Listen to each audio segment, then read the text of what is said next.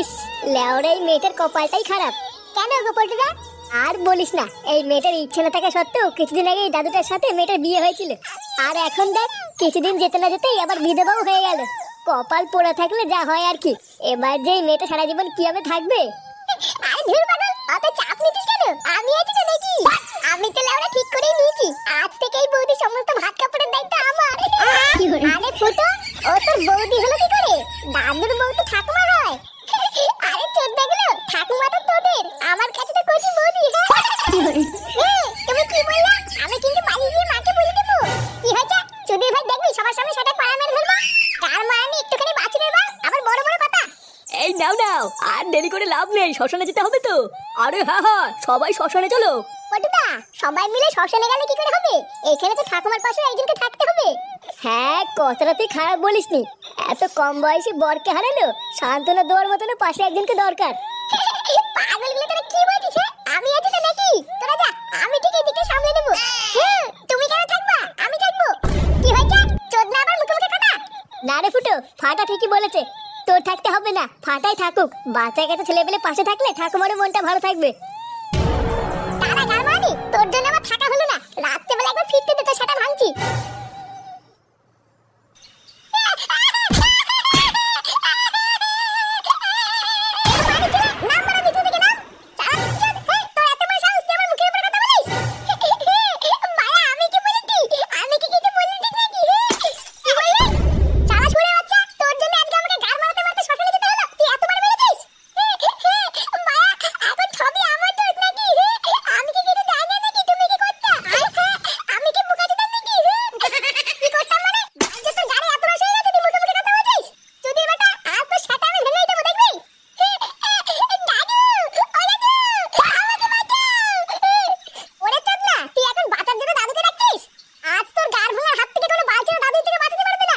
এই কি হয়েছে রে? রাত দুপুরে এত চিল্লামিল্লি কিসের?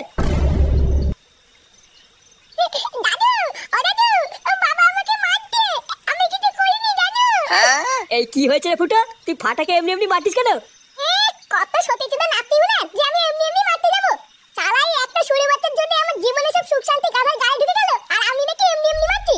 হ্যাঁ, তাই ভর সন্ধ্যাবেলায় শুধু শুধু দাদু ভাইকে মারতিস কেন সেটা তো বলবি। ভোদার বাল মারছি কে সাবে? এই চুদির ভাই এত বড় সাহস, ও সবার মাঝখানে বড়দের মুখে মুখে কথা বলছে। মায়া নিজে ঠাকুমাকে বৌদি বলে ডাকে, আর আমি কিছু বলতে গেলেই দোষ। দাদু দাদু, বাবা না ওই পাশে পড়ে ঠাকুমাকে বৌদি বলে ডাকছিল। আবার এটাও বলছিল ওই বৌদির নাকি ভাত কাপড়ের দায়িত্ব নেবে।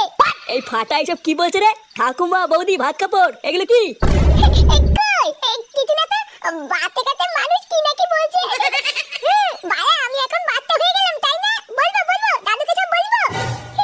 সত্যি বাচ্চা কাছে মানুষ কি নাকি বলে। নে নে, অত ভয় পাস না, তোকে আর মারলাম না, যা ছেড়ে দিলাম। আর ছেলে পেলে মানুষ একটু মারার ভয় দেখিয়েছি, আর ভয় পেয়ে কি নাকি বলে ফেলছি।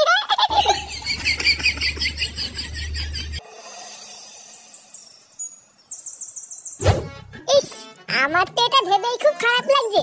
এই বালেচদা পাড়ায় ওর কি বউ রেখে কেউ চলে যায়? আমি তো শিওর দেখবি ঠাকুমাকে একা পেয়ে কেউ না কেউ ঠিক মুখ মারতে আসবে, দেখে নিস। চোরের বাচ্চা, আমার তো তোর উপরেই বেশি সন্দেহ হচ্ছে, কারণ এইরকম ভাবনা চিন্তা কই আমাদের মাথায় তো কোনো সময় আসেনি। কি বললি চুদির বেটা? তুই আমার চরিত্র নিয়ে সন্দেহ করছিস? আরে ভোসরাগুলো, তোরা কি এইসব আজগবি কথা বন্ধ করবি? কার কে মুখ মারতে আসবে না পোদ মারতে আসবে অত তোদের ভাবনা চিন্তা করে লাভ নেই। যারটা সে ঠিক বুঝে নেবে, আমাদের অত মাথায় ঘামানো লাগবে না। কিরে গামারি গুলো, বৌদির বাড়ি থেকে তোরা কি কেউ খোঁজ খবর নিয়েছিস নাকি? বৌদি বৌদি আবার কিটা? চোদনাগুলো তোরা ভুলে গেলি? কালকে শ্মশানে গিয়ে যার বরের গুষ্টির গুদ মেরে আসলাম সেরে। এই ব্যাপারটা কি বলতো? তুই কালকে থেকে ঠাকুমাকে বৌদি বলছিস কেন? তোর কি বড় লেওড়া তার তুই সব কেটে গেছে নাকি? ঠাকুমাকে ঠাকুমা বলতে কি হয়? আরে চোদন, তোর তুমি কি সেই চোদন? হ্যাঁ, ও বাড়া তোরা এইসব বুঝবি না, ওইসব বাদ দে। আমি কি বলছি আগে সেটা শোন। বেচারা সদ্য সদ্য স্বামীটা মরেছে, এখন তো আমাদের উচিত নাকি যে বালতি ক্লাবের হয়ে পাশে দাঁড়িয়ে সাহায্য করা। হ্যাঁ, তা কি সাহায্য করবো শুনি? নে বড়া, তোকে কি এখন এই বুঝাও বুঝিয়ে দিতে হবে নাকি যে কি সাহায্য করবি? এই বালতির লিডার হয়েছিস তুই। ভোসরাগুলো, আমরা যদি এখন পাশে দাঁড়িয়ে সাহায্য না করি তাহলে কি বড় শ্রাদ্ধটা দেহ ব্যবসা করে করবে নাকি? হ্যাঁ গো পল্টুদা, ফুটো কিন্তু এটা ঠিকই বলেছে, আমাদের কিন্তু এখন পাশে থাকা উচিত। হ্যাঁ, বারবার আমি সবসময় ঠিকই বলি। নে নে, চল চল।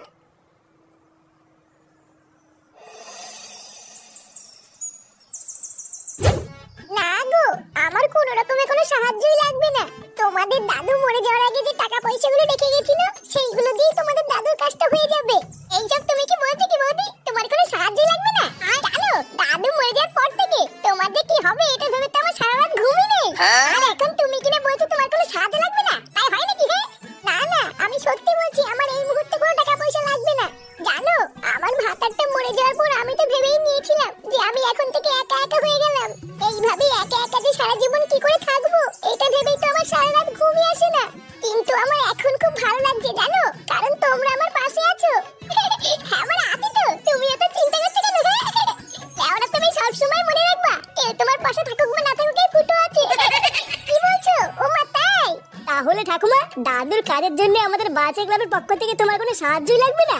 না গো লাগবে না, তবে হ্যাঁ তোমাদের অনেক কাজ রয়েছে। কয়েকদিন পরে কিন্তু তোমাদের দাদুর কাজ, তখন কিন্তু তোমাদের থাকতে হবে, না হলে কিন্তু আমি একা একা সব পেরে উঠবো না। আরে হ্যাঁ হ্যাঁ ঠাকুমা আমরা তো আছি, তোমার কোনো চিন্তা করা লাগবে না, দেখবা আমরা একাই সব করে দেবো। আচ্ছা গো আচ্ছা ঠিক আছে। তাহলে ঠাকুমা আমরা এখন আসি, হ্যাঁ আবার দেখবে কাজের দিন ঠিক সময় চলে আসবো। আচ্ছা গো ঠিক আছে যাও। ইয়ে মানে বলছিলাম কি মোদি, চলে যাওয়ার আগে কানে কানে একটা কথা ছিল। কি কথা বলো?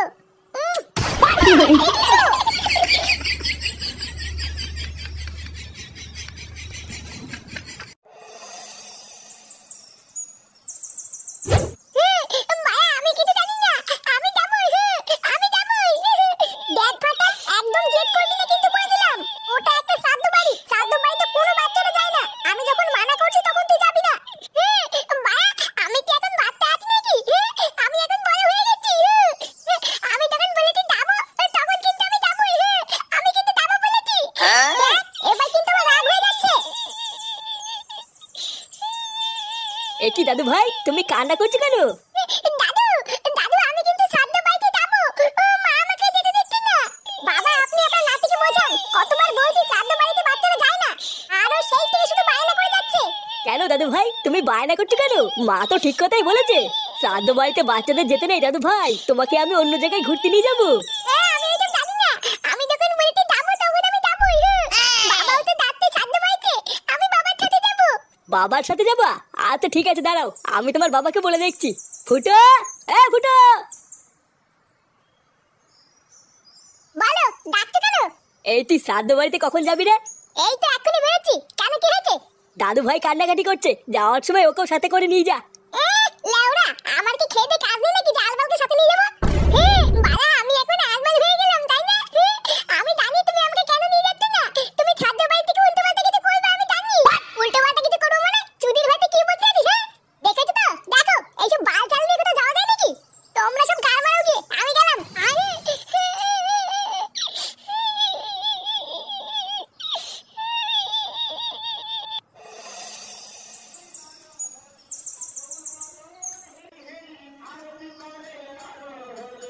কি ব্যাপার বলতো, শ্রাদ্ধ বাড়িতে লোকজন ভরে গেল, খাওয়া দাওয়া শুরু হয়ে গেল, কিন্তু এখনো ফুটো চুদমাইটা আসছে না কেন? আমি এটা তো দেখছি গো পল্টুদা, কোথায় ফুটো সবার আগে চলে আসবে, তা না সবাই চলে এসেছে, ফুটোরই পাত্তা নেই। আরে তোরা তো চাপ নিতিস কেন? ফুটোরটা ছুকছুকানি স্বভাব, ও ঠিক আসবে। হ্যাঁ আসবে সেটা আমিও জানি, কিন্তু কখন আসবে সেটাই দেখার। এ কি রে বড়া, তোরা সবাই এখানে দাঁড়িয়ে আছিস কেন? ভিতরে কি কেউ কাজ করছিস না নাকি? ওরা আমাদের কাজ করতে করতে গাড় ফেটে গেল, আর তুই শেষ পাতে এসে কাজে খোঁজ নিচ্ছিস? আগে বল এতক্ষণ তুই ছিলিস কোথায়? এত দেরি হলো কেন তোর? আর বলিস না তো, ফাটার জন্য ভূতের আবার দেরি হয়ে গেল। নে নে মারার বল, কথা বলে সময় নষ্ট করে লাভ নেই। চল চল ভিতরে চল, ভিতরে গিয়ে দেখি কি হচ্ছে। সবাই ঠিকঠাক খাচ্ছে কিনা তোরা গিয়ে দেখে আগে যা, আমি একটুখানি রান্নার ওখান থেকে ঘুরে আসছি। আচ্ছা ঠিক আছে যা, রান্নার লোকেদের কোনো কিছু দরকার আছে কিনা একবার ভালো করে শুনে নিবি। এ ল্যাংচা তুই আমার সাথে চল, আমরা একটুখানি খাবারের প্যান্ডেলের দিকটা দেখে গিয়ে। আর আমি কি করব? আমার কাজটা বলে যা। তুই ভূতের বাল এখানেই দাঁড়িয়ে থাক, যদি কোনো কুকুর টুকুর ঢোকে তাহলে তাড়িয়ে দিবি। কি করে?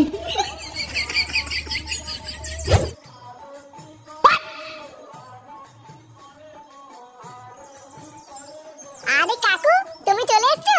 হ্যাঁ আর বলিস না, ফাটা এমন কান্নাকাটি ধরলো যে নিয়েই আসতে হলো। ফাটার তো চোদনি আলাদা, শ্রাদ্ধ বাড়িতে বিয়ে বাড়ি ড্রেস পরে এসছে। বালা আমার আছে তাই পরে এসছি। আচ্ছা শোন ফটকে, তুই একটু ফাটাকে তোর কাছে রাখতো, আমি একটু ভিতর থেকে ঘুরে আসি। আচ্ছা কাকু তুমি যাও, আমি ফাটাকে দেখছি।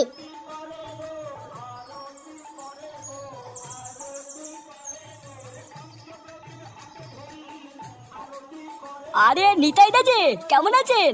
এই তো নাটু, তোমার কি নিমন্ত্রণ আছে নাকি?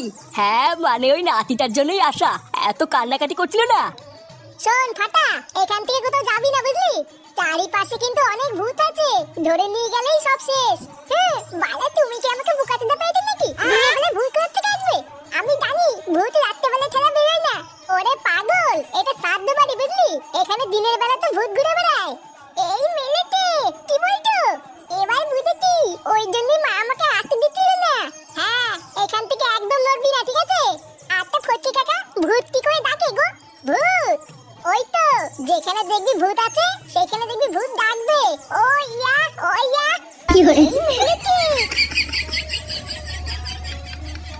কি রে, তুই এখন এখানে দাঁড়িয়ে কি করছিস? এই চুদির ভাইটা আবার কোথা থেকে আসলো? আরে আর বলিস না, ফুটোর বাবা নিয়ে এসেছে। তারপরে এখানে দেখে কোথায় যেন গেল। ফটকে কাকা, আমি না একটু হিচু করে আছি। হ্যাঁ আচ্ছা যা, আর তাড়াতাড়ি আসবি, মনে আছে তো এখানে কিন্তু ভূত আছে।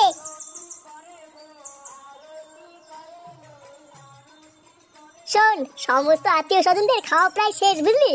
আর জোর একটা ব্যাচ হবে, তারপরে কিন্তু আমরা খেতে বসে যাবো। আরে হ্যাঁ রে, সকাল থেকে কাজ করতে করতে আমারও খিদে পেয়ে গেছে।